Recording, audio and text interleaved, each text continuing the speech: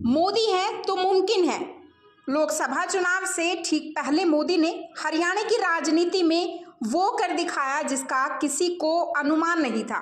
नारायणगढ़ के निवासी एवं भाजपा के प्रदेशाध्यक्ष नायब सैनी को सीएम पद की जिम्मेदारी दी गई है, जिसके बाद समर्थकों में काफी उत्साह है। इसी को लेकर अंबाला शहर में कैंट के समर्थकों में जोश नजर आया और समर्थकों ने कहा कि नायब सैनी के सीएम बनने के बाद हरियाणा में नई राजनीति की शुरुआत हुई है और निश्चित तौर पर नारायणगढ़ के लोग भी जो उम्मीद करते हैं उस पर खरा उतरते हुए लोगों की मांग पूरी की जाएगी। शिल्पी जी, पहले तो मैं अम्बाला कवरेज आज आपने मेरे को जो न्योता दिया है, मैं उसका हृदय की गहराइयों से धन्यवाद करता हूँ। अगर नायब सैनी जी की बात की जाए तो एक ज़मीन से जुड़े नेता हैं, और अगर उनके राजनीतिक सफ़र की मैं आपके बात करूँ तो एक कार्यकर्ता के तौर पर उन्होंने अपना जो शुरुआत की, जिलाध्यक्ष रहे, बूथ स्तर पर भी कई अहम पदों पर रहे। उसके बाद बीजेपी ने उनको विधानसभा नारायणगढ़ से टिकट दिया। मनोहर लाल जी, आदरणीय श्री मनोहर लाल खट्टर जी की सरकार में वह राज्य मंत्री रहे। और उसके बाद अगर आपकी बात करें तो कुरुक्षेत्र लोकसभा से एमपी का टिकट उनको भारतीय जनता पार्टी ने दिया। वहाँ से वह भारी मतों से एमपी के लिए चुने गए। और अभी कुछ समय पहले ही उनकी इस कार्यशैली को देखते, क्योंकि नायब सैनी जो है एक ज़मीन से जुड़े नेता है, उनकी कार्यशैली को देखते हुए उन्हें भाजपा का प्रदेश अध्यक्ष भी नियुक्त किया गया।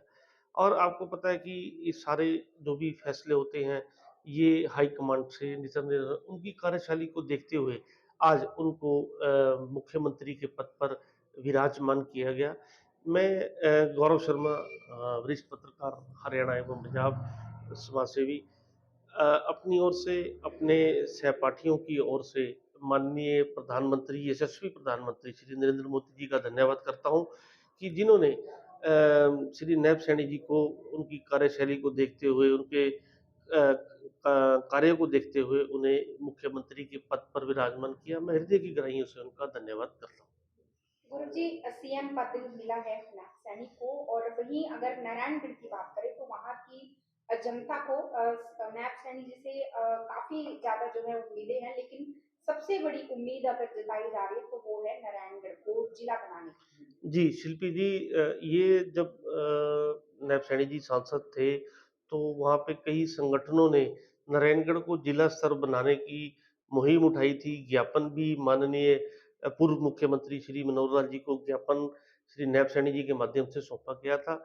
अब मैं आपके चैनल, जैसे आपने अपने चैनल के माध्यम से मेरे पे ये बात रखी है, मैं माननीय मुख्यमंत्री नायब सैनी जी से भी आग्रह करूँगा कि जो ये मुहिम नारायणगढ़ को जिला बनाने की है, उस पे शीघ्र ही मनोर लाएँ, शीघ्र ही इस पे मोहर लगाएँ।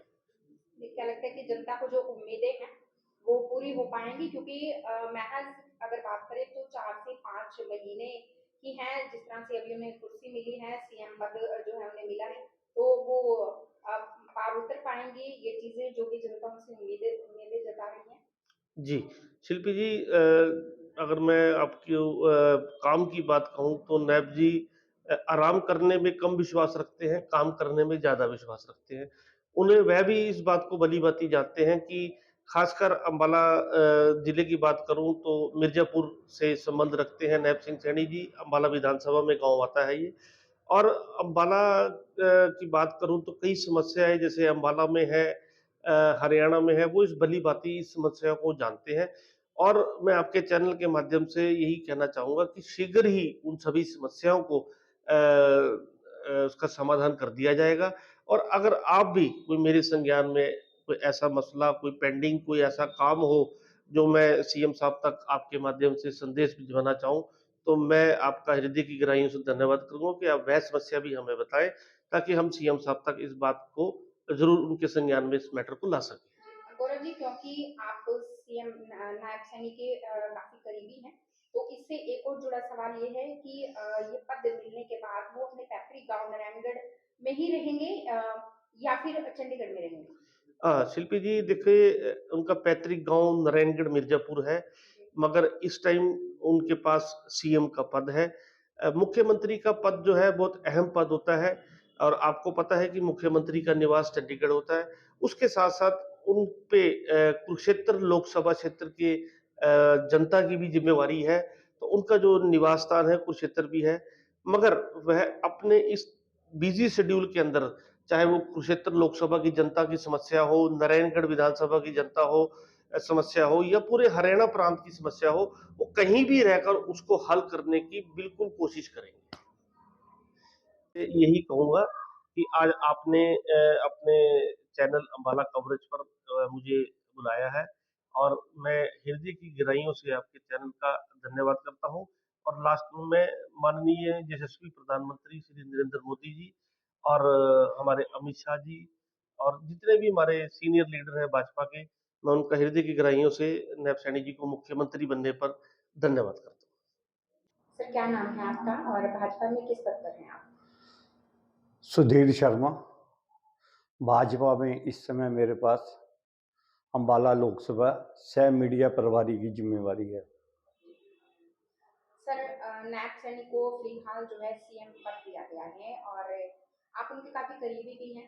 क्या कुछ कहेंगे? हालांकि अगर जनता की बात करें तो बहुत सी उम्मीदें जताई जा रही हैं और वहीं अगर बात करें तो नारायणगढ़ को जिला बनाने की उम्मीद जो है वो सबसे पहले जताई जा रही है। नायब जी जमीन से जुड़े हुए